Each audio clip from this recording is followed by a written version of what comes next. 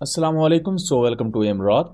दोस्तों, आइडियाज़ 2024 से बहुत ही ज़्यादा अहम खबर निकलकर सामने आई है और इस खबर के अनवील होने के बाद इंडियन साइड पर एक काफ़ी ज़्यादा फैलाया जाने वाला प्रोपेगेंडा वो शटर होता है। खबर JF-17 ब्लॉक 3 एयरक्राफ्ट के active electronically scanned array radar से है, क्योंकि बहुत अरसा से ये बात सुनी जा रही थी कि चूंकि JF-17 ब्लॉक 3 में एक air cooled active electronically scanned array radar है, तो वो बिल्कुल भी कोई पावरफुल रडार नहीं होगा और ये रडार तो ड्रोन्स में यूज़ होता है। तो हम इसकी डिटेल पर बात करेंगे। इसके साथ साथ हम ये भी समझने की कोशिश करेंगे कि असल में जो JF-17 ब्लॉक 3 में रडार यूज होता है उसमें लिक्विड कूलिंग है या एयर कूलिंग है। तो अपनी डिस्कशन को शुरू करने से पहले सबसे पहले आप ये वीडियो देखें।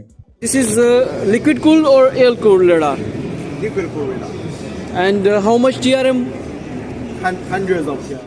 जैसा कि आपने इस वीडियो में भी देखा कि एक चाइनीज ऑफिशियल इस चीज को अफर्म कर रहे हैं कि जो JF-17 एयरक्राफ्ट का KLJ-7A active electronically scanned array radar है, ये लिक्विड कूलिंग को यूज करता है, ना कि एयर कूलिंग को। अब लिक्विड कूलिंग में क्या होता है कि लिक्विड कूलिंग थोड़ा सा एक कॉम्प्लेक्स प्रोसेस होता है और active electronically scanned array radars हैं, इनको कूलिंग की बहुत ज्यादा जरूरत होती है, क्योंकि बहुत ज्यादा हीट जनरेट कर रहे होते हैं। जितनी हीट ये स्कैनिंग में लगा रहे होते हैं, ऑलमोस्ट उसी की जितनी ही हीट ही ये एमिट कर रहे होते हैं या इनके सिस्टम में वो ओवरलोड हो रही होती है, तो उसको किसी ना किसी तरीके से आपने कूल करना होता है। अब उसके लिए दो तरीके यूज कर दिए जाते हैं, या तो एयर को यूज किया जाता है जो कि एक नेचुरल तरीका है एयर कूलिंग, दूसरा होता है ज्यादा प्रीमियम तरीका लिक्विड कूलिंग। तो जो शुरू में जो अपडेट्स आ रही थी वो ये थी कि JF-17 ब्लॉक 3 एयरक्राफ्ट में air cooled active electronically scanned array radar को यूज किया जाएगा, जो कि लोअर एल्टीट्यूड पे कोई बहुत ज्यादा अच्छा कूलिंग फैसिलिटी प्रोवाइड नहीं करता। अब लो एल्टीट्यूड पर और हाई एल्टीट्यूड में क्या फर्क है वो थोड़ा सा मैं आगे चलकर आपको बताता हूँ। लेकिन जो liquid cooled active electronically scanned array radar होते हैं, इनका कूलिंग मैकेनिज्म ज्यादा कॉम्प्लेक्स होने के साथ साथ ज्यादा एफिशिएंट होता है, जिसकी वजह से पावर अपर्चर एफिशिएंसी आपको बेहतर मिलती है। और पावर अपर्चर एफिशिएंसी के बारे में थोड़ा सा मैं आगे चलकर आपको डिटेल से बताता हूँ। यानी कि मैं आपको सिंपल से अल्फाज में बताऊं तो अगर KLJ-7 active electronically scanned array radar की मैक्सिमम रेंज 170-180 किलोमीटर है, तो लिक्विड कूलिंग के साथ आपको 170 किलोमीटर तक की रेंज मिलेगी। लेकिन अगर आप एयर कूलिंग यूज करेंगे तो कुछ पर्टिकुलर सिचुएशंस में इसकी रेंज कम होकर 165-155 किलोमीटर तक गिर सकती है। अब एयर कूलिंग में दोस्तों सबसे ज्यादा मसला क्या होता है कि एयर हर वक्त इतने ज्यादा हीटेड रडार को बहुत अच्छे तरीके से कूल नहीं कर सकती। लेकिन अगर एयरक्राफ्ट 15,000 फीट, 20,000 फीट, 30,000 फीट की बुलंदी पर उड़ रहा है, तो इतने एल्टीट्यूड पर जो टेम्परेचर है वो जीरो से भी ऑलमोस्ट नीचे चला जाता है, जीरो के बहुत करीब चला जाता है। तो उस वक्त अच्छी खासी ठंड होती है, जिसकी वजह से जो एयर कूलिंग है वो अच्छा काम करती है। लेकिन अगर लो एल्टीट्यूड पर इस चीज की बात की जाए तो लो एल्टीट्यूड पर एयर कूलिंग में कुछ मसला आता है। तो यहाँ फिर पायलट की टैक्टिक्स पर आता है कि उसने अगर कोई ऑपरेशन सर अंजाम देता है तो उस पर्टिकुलर एल्टीट्यूड पर जाके अगर वो रडार को ऑन करता है या उसकी ऑप्टिमल पावर को यूज करता है स्कैनिंग के मामले में, तो तब उसे मदद मिलती है।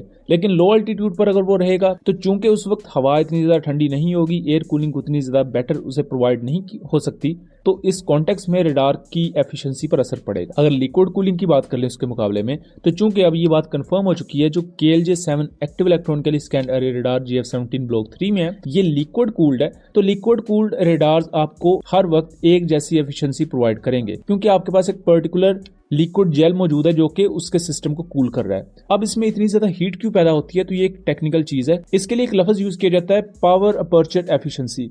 इंडियन साइड पर कुछ लोगों ने इसे पावर एडेड एफिशिएंसी भी पढ़ा था, लेकिन ये लफ्ज है power aperture efficiency. Power aperture efficiency ये होता है कि जो सोर्स से ये एनर्जी से मिल रही है इंजन की तरफ से, उसमें से कितनी एनर्जी स्कैनिंग में लगाएगा और बाकी कितनी एनर्जी हीट में चेंज हो जाएगी। अब जो वो हीट में एनर्जी चेंज हो जाती है उसे आपने किसी न किसी तरह रडार से निकालना है। अगर आप उसे एग्जॉस्ट की तरफ या उसे कूल नहीं करेंगे तो रडार की फंक्शनैलिटी खराब हो जाएगी, आपको इसमें ग्लिचेस देखने को मिलेंगे। तो power aperture efficiency gallium nitride based radar में आपको 50% के अराउंड, ये 50% से कुछ ज्यादा आपको देखने को मिलेगी, जबकि गैलियम आर्सेनाइड रडार्स में ये 40-44% तक देखने को मिलती है। यानी कि अगर हम गैलियम नाइट्राइड रडार की बात कर ले तो 50% जो पावर है वो स्कैनिंग के लिए यूज होती है, जबकि जो बाकी 50% पावर है वो हीट में चेंज हो जाती है। अब जब हीट में इतनी ज्यादा पावर चेंज होगी तो तब उसे आपने हर सूरत कूल करना होता है। इसीलिए जो active electronically scanned array radar है, ये चूंकि एक ही वक्त में मल्टीपल फ्रीक्वेंसीज पर स्कैन कर रहे होते हैं, इस वजह से इनमें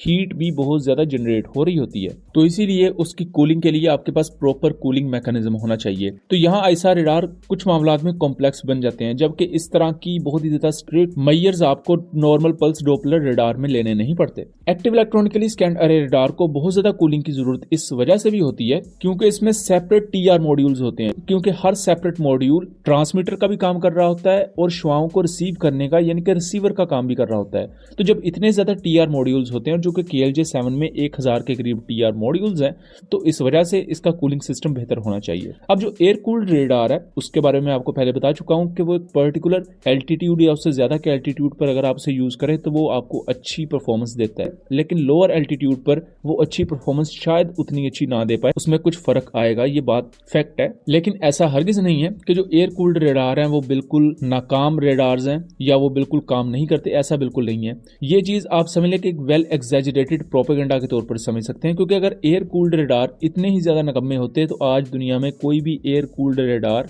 एग्जिस्ट ना करता। तो हम यहाँ कंक्लूड कर सकते हैं कि JF-17 ब्लॉक 3 एयरक्राफ्ट अपने KLJ7 ऐसा रडार का प्रॉपर पोटेंशियल यूज करने के काबिल है और लिक्विड कूलिंग की वजह से हम एक्सपेक्ट कर सकते हैं कि ये इस रडार की मैक्सिमम रेंज तक स्कैन करने के काबिल है, जो कि 170 से 180 किलोमीटर है और कुछ पर्टिकुलर सिचुएशंस में इसकी रेंज 200 किलोमीटर तक जा सकती है अकॉर्डिंग टू सम रिपोर्ट्स। तो बहरहाल दोस्तों, उम्मीद करता हूँ चीजें क्लियर रही होंगी। वीडियो पसंद आई हो तो इसे ज्यादा से ज्यादा शेयर कीजिएगा ताकि इस आगाही को आगे फैलाया जा सके। मिलेंगे अगली वीडियो में, तब तक के लिए अल्लाह हाफिज।